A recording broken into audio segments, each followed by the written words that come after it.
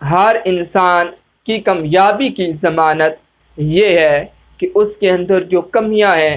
جو کوتاہیاں ہیں، ان پر پردہ پڑا رہے اور وہ مخلوق کی نظر سے پوشیدہ رہیں۔ اسی طرح ایک ہماری کمی جسے راز کہا جاتا ہے، جب تک یہ راز راز رہے، پوشیدہ رہے، لوگوں کی نظروں سے چھپا رہے، تب تک انسان کامیابی کی سیڑھی پر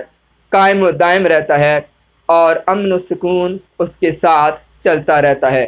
آقا دو جہاں صلی اللہ علیہ وآلہ وسلم نے اس طرف اشارہ فرمایا، اور اگر ہم یہ کہیں کہ وظیفہ ہے اپنے رازوں کو چھپانے کا، تو شاید اس بات میں بھی وزن ہے۔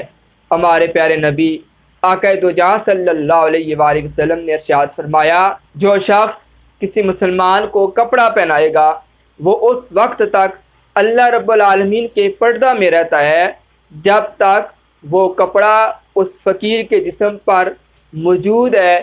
چاہے اس کا ایک داغا یا پھر ایک لڑی ہی صحیح۔ او کما قال رسول اللہ صلی اللہ علیہ وآلہ وسلم،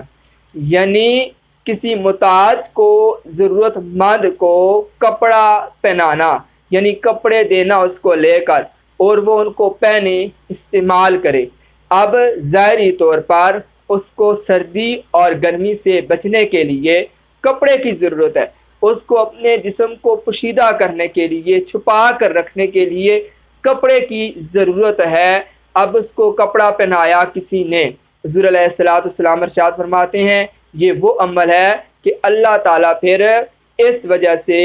کپڑا دینے والے شخص کو پردہ میں رکھتا ہے، یعنی اس کے عیب پردہ میں رکھتا ہے، اس کے عیب پوشیدہ کر دیتا ہے لوگوں کی نظروں سے۔ کب تک پوشیدہ رہتے ہیں؟ جب تک وہ کپڑا اس کے جسم پر موجود ہے، یہاں تک کہ وہ پھٹ کر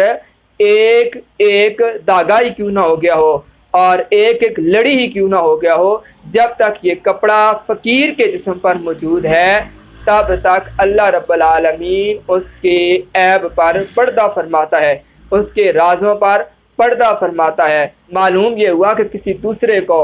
ضرورت مند کو جسم ڈانپنے کے لیے، سردی اور گرمی سے بچنے کے لیے